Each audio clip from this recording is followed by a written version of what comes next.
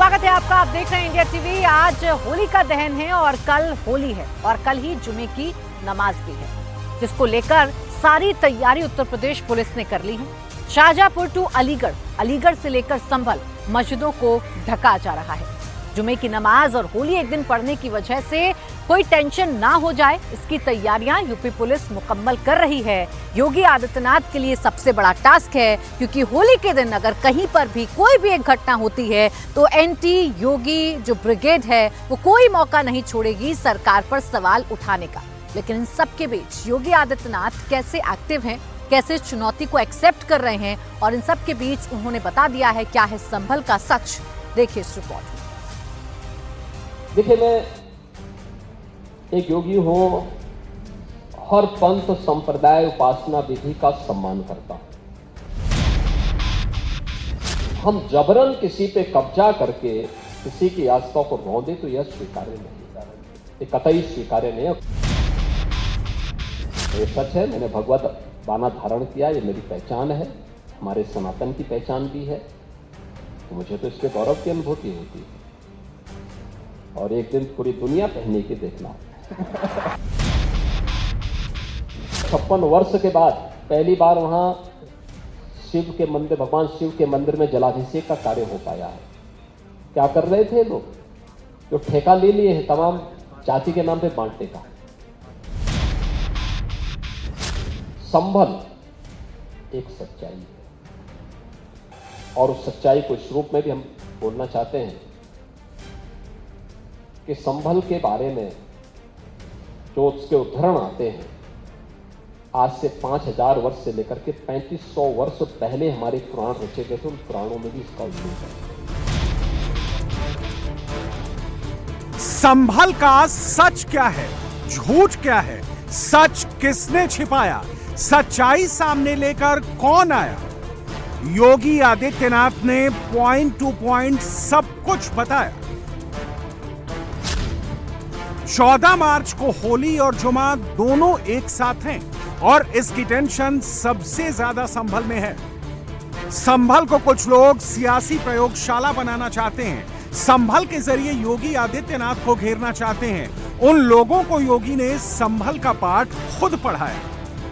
संभल एक सच्चाई है और उस सच्चाई को इस रूप में भी हम बोलना चाहते हैं कि संभल के बारे में जो उसके उदाहरण आते हैं, आज से 5000 वर्ष से लेकर के 3500 वर्ष पहले हमारे पुराण रचे गए थे, उन पुराणों में भी इसका उल्लेख है। कब श्री हरि विष्णु का 10वां अवतार होगा, एक एक चीज का उल्लेख है। ये उल्लेख होने के बावजूद इस्लाम को उदय हुए 1400 वर्ष हुए हैं और मैं बात कर रहा हूं 3500 से लेकर के 5000 वर्ष पुरानी बात कर रहा हूं, यानी उससे भी 2000 वर्ष से लेकर के 3500 वर्ष पुरानी बात कर रहा हूं मैं। तो उतने पहले इन चीजों का उल्लेख हो चुका है। याद करना, 1526 में संभल में श्री हरि विष्णु का मंदिर तोड़ा गया था और 1528 में अयोध्या में राम मंदिर तोड़ा गया था। दोनों मीर बांकी के द्वारा दोनों जगह कृत्य किया गया था। यह एक सच्चाई है। संभल में होली कैसे मनेगी, संभल में क्या होगा, इस सवाल पर पूरा एंटी योगी ग्रुप टिका हुआ है। संभल शांत रहेगा, इसकी तैयारी शुरू हो चुकी है। होली के दिन संभल में जिस मार्ग से जुलूस निकलेगा उस रूट पर पुलिस की खास नजर है। जुलूस वाले रूट पर आने वाली मस्जिदों को तिरपाल से ढका जा रहा है ताकि रंग और गुलाल उड़े तो मस्जिद के ऊपर ना जाए। संभल में शाही जामा मस्जिद की दीवार को ढकने की प्रक्रिया शुरू हो गई है। होली पे जो जुलूस यहां से निकलती है उसमें रंग इस शाही जामा मस्जिद पे न पड़े, इसकी कोशिश की जा रही है और इसके लिए यहाँ पे टेंट वाले लोगों को बुलाया गया है और उनके द्वारा यहाँ पे कवर कर दिया जाएगा इस हिस्से को। दरअसल सड़क के साथ साथ जो इस शाही जामा मस्जिद का पोर्शन है सिर्फ उसी को कवर किया जाएगा। ये आप देख सकते हैं टेंट वाले लोग हैं, यहाँ पे बल्लियां लगा रहे हैं और इसमें सिर्फ तिरपाल लगा के वो कवर कर देंगे और ये कोशिश ये है कि इस रूट पे आने वाली जो 10 मस्जिद है सबको ढक दिया जाए, वो हिस्सा ढका जाए जो जुलूस के रूट पे हो, जिससे रंग ना पड़े। हमारे साथ एएसपी हैं संभल के, उनसे बात करते हैं। सर, शाही जामा मस्जिद में तिरपाल लगाने की प्रक्रिया शुरू करवा दी आप लोगों ने? बिल्कुल, दोनों पक्षों से सहमति के पश्चात यह तय हुआ है कि होली के जुलूस मार्ग पर जो मस्जिदें पड़ती हैं उन्हें पूरी तरह ढका जाना चाहिए और इसी क्रम में व्यवस्था की जा रही है। जुलूस के दौरान 10 मस्जिदों को तिरपाल से ढका जाएगा। इसमें एक रात वाली मस्जिद, शाही जामा मस्जिद, हाजी एहतशाम मस्जिद, गुरुद्वारा रोड वाली मस्जिद, लधनिया मस्जिद, गोल मस्जिद, खजूरी वाली मस्जिद, अनारी मस्जिद शामिल है। संभल में होली शांतिपूर्ण हो, जुलूस के दौरान कोई बवाल हंगामा ना हो, इसके लिए संभल पुलिस पूरी तरह से एक्टिव है। पीस कमेटी की बैठक कराई जा रही है। इस वक्त मैं एएसपी साहब जो हैं संभल के, उनके ठीक सामने हूं। उन्होंने एक मीटिंग बुलाई, तमाम जो मस्जिद से जुड़े हुए हैं लोग वो, और साथ में होली के मौके पे जो जुलूस निकालेंगे वो लोग, दोनों ही पक्षों के लोगों को आपस में बिठा के और एक तरह से ये कहें कि दोनों ही एक इस बात को लेकर राजी हो गए कि आराम से वो जुलूस निकालेंगे, किसी भी तरह का कोई खलल नहीं होने वाला। दूसरी तरफ जो जुमे की नमाज होगी उसके लिए भी बातचीत हो गई। सर, क्या तय हुआ है, आप लोगों ने क्या बात की है? होली वाले दिन जुमे की नमाज भी है, कितने बजे आप लोग नमाज पढ़ेंगे? और होली के रूट पे तो कोई दिक्कत नहीं होगी जुलूस वाली? कोई दिक्कत नहीं है, जुलूस जहाँ देर से निकलेगा वहाँ नमाज थोड़ी देर से हो जाएगी। अच्छा, जिस मस्जिद के पास जुलूस देर से पहुंचेगा वहाँ अपने टाइम से नमाज हो जाएगी, बस। आप किस मस्जिद की तरफ से हैं और आपके यहाँ कितने बजे नमाज होने वाली है? मैं लधनी वाली मस्जिद से हूँ, नासिर सलमान नाम है मेरा। हमारे यहाँ 1 बजे नमाज सब। और जुलूस कितने बजे वहाँ से निकलेगी? वहाँ से 2 बजे के लगभग। अच्छा, पुलिस प्रशासन के सामने में आप लोगों ने सब आपसी राय से ये सब तय किया है? अगर पुलिस प्रशासन भी ना है तो हम सहमत हैं आपस में। हाँ, कोई दिक्कत नहीं। ठीक है। दूसरे पक्ष के लोग, सर क्या तय हुआ है मीटिंग में? आप लोगों ने कितनी देर बातचीत की? क्या जुलूस का रूट है? कुछ इस बार नया हो रहा है क्या? नहीं, कुछ नया नहीं हो रहा। जो निर्धारित मार्गों से निकलता है उसी मार्गों से निकलेगा। और समय की बात यह है कि जहां हम पहुंचेंगे, हमारा लगभग 3 बजे तक पहुंचेगा जुलूस। तो इसमें से कुछ मस्जिद ऐसी हैं वो कह रहे हैं हम 1 बजे तक पढ़ लेंगे। वहां पर हम 2-2:30 बजे पहुंचते हैं तो वो कह रहे हैं हम पहले पढ़ लेंगे उस वहां पर नमाज।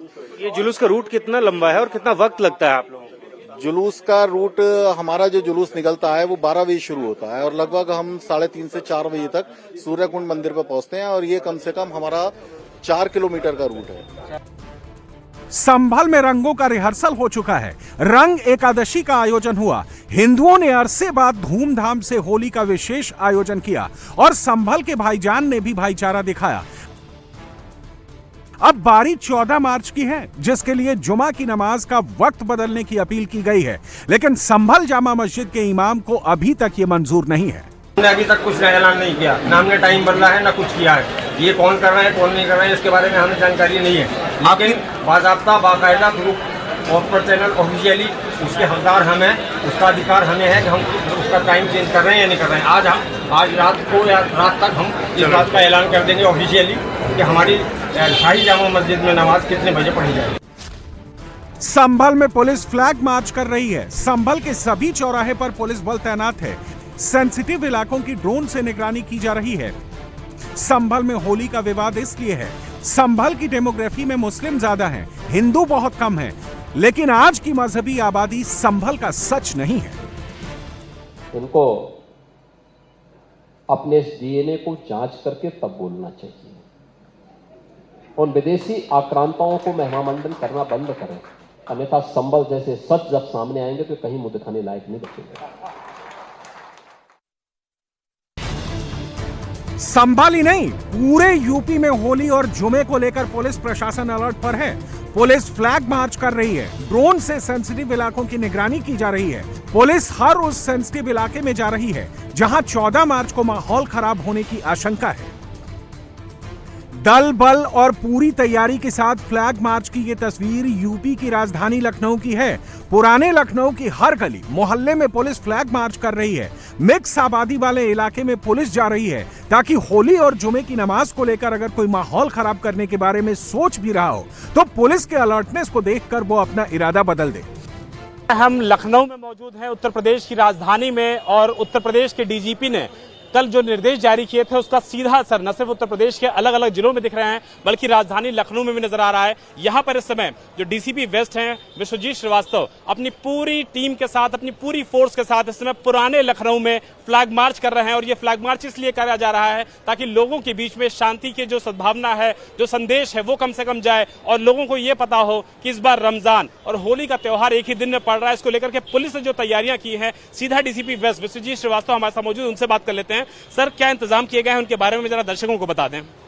जैसा कि आप जानते हैं कि ये लखनऊ जो पश्चिम जोन का इलाका है, ये पुराना लखनऊ है और यहाँ पर सभी धर्मों के त्यौहार बहुत ही उल्लास और परंपरागत तरीके से मनाए जाते हैं। और अब की बार जो रमज़ान का महीना है उसमें जो दूसरा जुमा पड़ रहा है, उसी दिन 14 तारीख को होली भी पड़ रही है। तो इससे देखने पे एक जो संवेदनशीलता ज़्यादा बढ़ी हुई है, उसको देखकर हम लोग ने व्यापक तैयारी जो है पश्चिम जोन में की है। गोरखपुर में भी पुलिस फ्लैग मार्च कर रही है। डीएम, एसएसपी पूरे दल बल के साथ सुरक्षा का जायजा ले रहे हैं। गोरखपुर में सेंसिटिव इलाकों में ड्रोन से निगरानी की जा रही है ताकि हुड़दंगियों की पहचान कर एक्शन हो सके।